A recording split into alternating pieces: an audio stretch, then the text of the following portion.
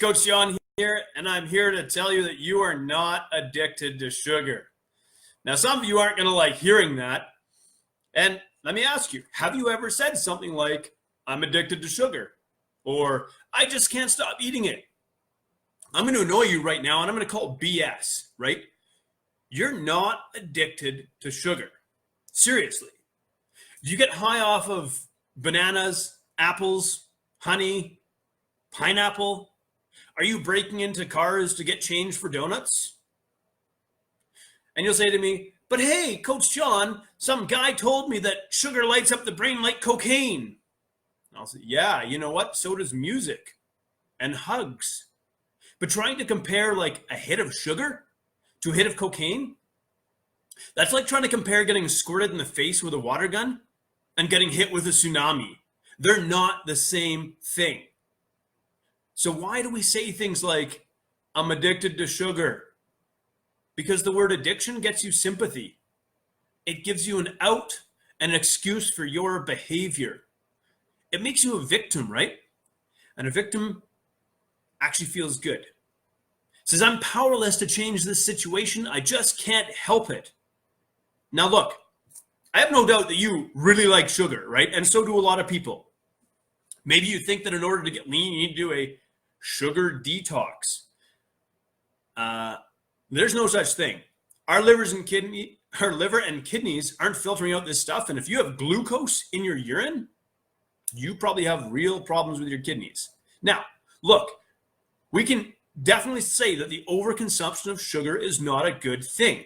We also know that in the Western world, which has a lot of highly processed foods, we are, as a society, on average, consuming significantly more sugar than is ideal.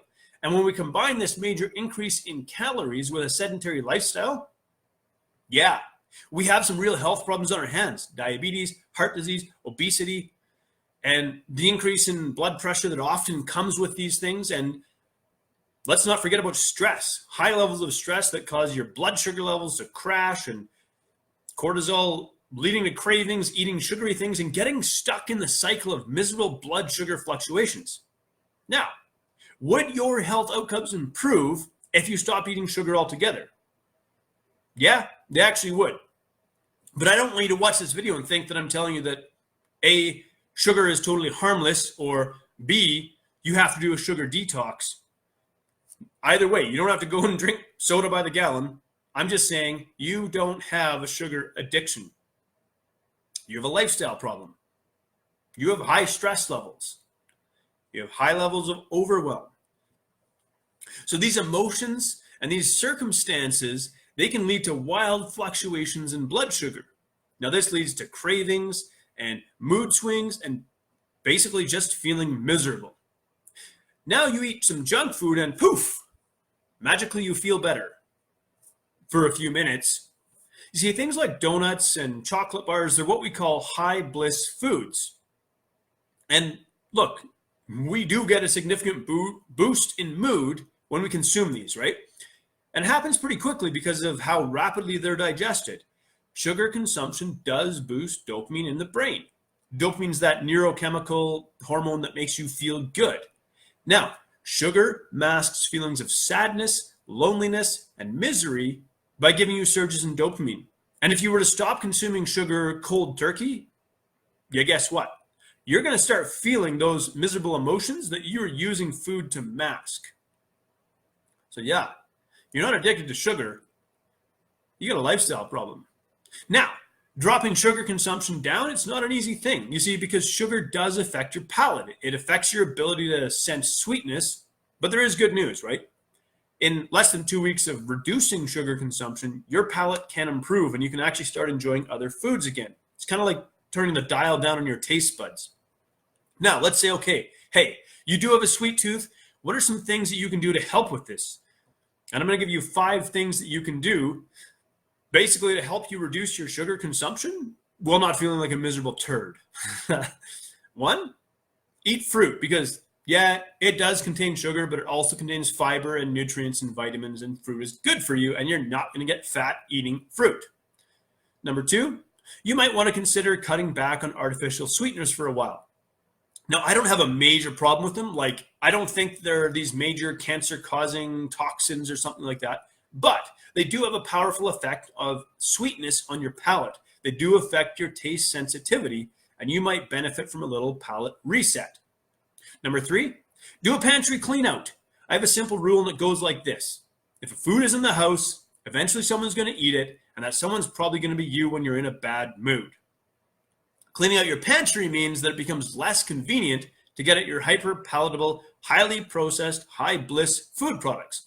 And those who know me know that I'm not a fan of the snack culture that we live in. Number 4, stop trying to be perfect. Just because you want to deal with your sugar cravings and kick your habit doesn't mean you have to take an all-or-nothing approach here. Now, I do strongly recommend being proactive and planning for the fact that you're going to get cravings, you're going to be hungry. So keep some fruit on hand. Have some music you enjoy listening to. Music, that also gives you a hit of dopamine. Reach out to a friend. Make a human connection. Maybe talk instead of text. Meet them for coffee. Because when you stop and think about it, you're really not craving sugar. Sugar is just a way of masking uncomfortable feelings and emotions. And so the last thing I want to talk about, and this one's going to be controversial for some, but it's this. Eat the damn sugar you're craving. Now, in saying this, I'm not saying shove it down your throat in 4 seconds like a starving seagull. I'm saying eat it one bite at a time. Taste the food you're eating. Pause after each bite and check in with yourself. How are you feeling? See, the problem with putting foods on this restricted pedestal, treating them like they're the cure-all for your problems, but then you turn around and put that cure out of reach by saying, I'm not allowed to eat that except on cheat days or Friday night, all that does is intensify your cravings because it's a natural human impulse to want the thing we can't have. So stop making it special. So I want to hear from you. Do you think you have a sugar addiction? Do you disagree with what I'm saying here? Which one of these 5 tips resonated with you? Let me know.